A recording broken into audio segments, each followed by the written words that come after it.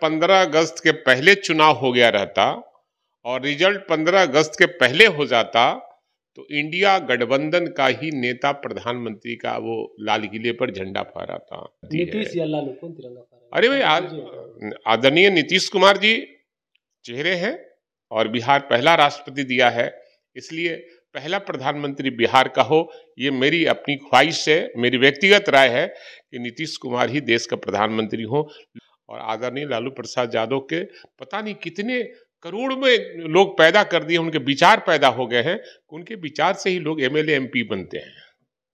और ऐसा प्रधानमंत्री नहीं देखा कि जो काम नहीं किया है उसके बारे में भी दूसरे प्रदेशों में जाकर बोलते हैं कि मैंने दरभंगा में एम्स बनाया, फलना जगह एम्स बनाया, पता चला कि वहां कुछ ईंट भी नहीं लगा है। इन दिनों मुकेश सहनी संकल्प यात्रा पे वो कह रहे हैं जिस तरफ जाएंगे उधर ही प्रधानमंत्री बनेंगे। लग रहा है आप लोगों को देखिए अब तो हम ही लोग का आदमी न है, मुकेश सहनी तब सब अपनी हम ही लोग का आदमी है। नमस्कार, आप देख रहे हैं लाइव बिहार, मैं हूं कमलेश कुमार।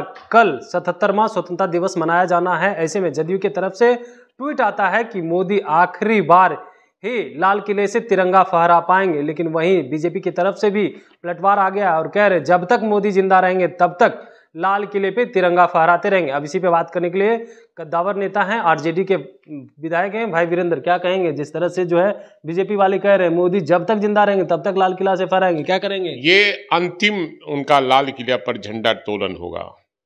अगर 15 अगस्त के पहले चुनाव हो गया रहता और रिजल्ट 15 अगस्त के पहले हो जाता तो इंडिया गठबंधन का ही नेता प्रधानमंत्री का वो लाल किले पर झंडा फहराता।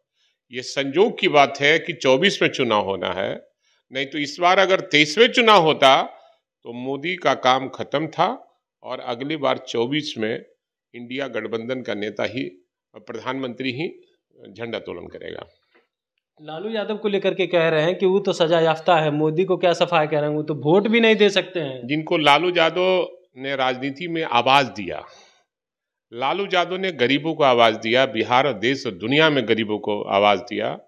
अगर कोई बोलता है तो वो छापन करता है, उनको ज्ञान नहीं है कि वोट देने का राइट हर व्यक्ति को होता है। जो भी जन्म लेता है 18 साल से ऊपर जितना भी व्यक्ति होता है, चाहे वो सजायाफ्ता हो चाहे कोई हो, उसका मौलिक अधिकार है वोट देने का। और आदरणीय लालू प्रसाद यादव के पता नहीं कितने करोड़ में लोग पैदा कर दिए, उनके विचार पैदा हो गए हैं, उनके विचार से ही लोग एमएलए एमपी बनते हैं। नीतीश कुमार को लेकर के कह रहे हैं कि मोदी की बात तो छोड़िए, नीतीश कुमार एक अन्य मार्ग में 24 में वो तिरंगा फहराएंगे कि नहीं, नीतीश कुमार सोचे। असल में इन लोगों को क्या हो गया कि मानसिक संतुलन बीजेपी वाले एनडीए वाले लोगों को गड़बड़ा गया है। मैं तो कहूँगा देश के महामहिम राष्ट्रपति से कि इन लोग का इलाज कराने के लिए देश में मानसिक आरोग्यशाला संस्थान है, उन सारे लोगों में इन लोगों को भर्ती करा दीजिए। जान रहेगा तब ना राजनीति करेगा लोग। इन लोग मानसिक रूप से बेचैन हो गया है। जब से इंडिया गठबंधन बना है तब से इस बेचैनी छा गया है और क्या बोलना चाहिए क्या नहीं बोलना चाहिए इन लोगों को पता ही नहीं। मानसिक रूप से असंतुलन हो गए हैं।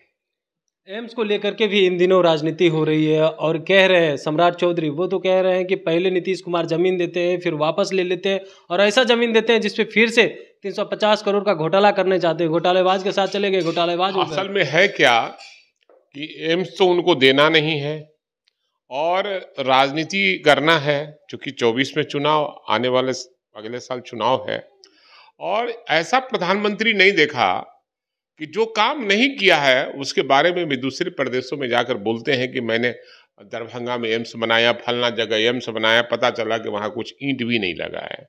तो देश का प्रधानमंत्री इतना मतलब अब क्या कहा जाए उसको, जुमलेबाज हो, ये हमने नहीं देखा था, ना सोचा था कि देश का प्रधानमंत्री इतना जुमलेबाज हो सकता है। बीजेपी वाले ये भी कह रहे हैं कि आप लोग कह रहे हैं कि 24 में मोदी नहीं फहराएंगे तो फहराएंगे कौन? अरे भाई इंडिया गठबंधन आप जानते हैं, फिर एक बार कहना पड़ेगा आप लोगों को जी। ये बिहार की धरती है जी। और बिहार की धरती जब तक अंग्रेज यहाँ के लोग लिए हैं तो देश में परिवर्तन हो गया।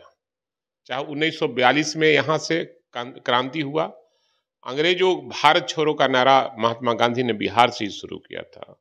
और 1974 का आंदोलन हुआ था, संपूर्ण ये संपूर्ण क्रांति का, जो आदरणीय लालू प्रसाद यादव उन दिनों छात्र नेता थे और उन्होंने ही आंदोलन को रूप दिया। फिर बाद में जाकर जेपी जी के हाथों में बागडोर दिया और उन्होंने देश में घूमकर देश में संपूर्ण क्रांति का नारा दिया। फिर आज़ादी मिली बिहार को, देश को, और फिर बिहार के लोग ही अंगराई लिया है और नेतृत्व कर रहा है। बिहार देश के हर विरोधी पक्ष के लोगों को एक पंच पर लाने के लिए। आप लोग के पास चेहरा है 24 में तिरंगा फहरा। अरे मेरे यहाँ तो चेहरा इतना है कि बिहार, मैंने कहा ना, मेरी बात तो सुनिए, बिहार के मिट्टी में इतना ये है, दम है कि वो देश की गद्दी को संभाल सकता है। ये तो देश का गद्दी है। नीतीश या लालू कौन तिरंगा फहरा? अरे भाई, आदरणीय नीतीश कुमार जी चेहरे हैं।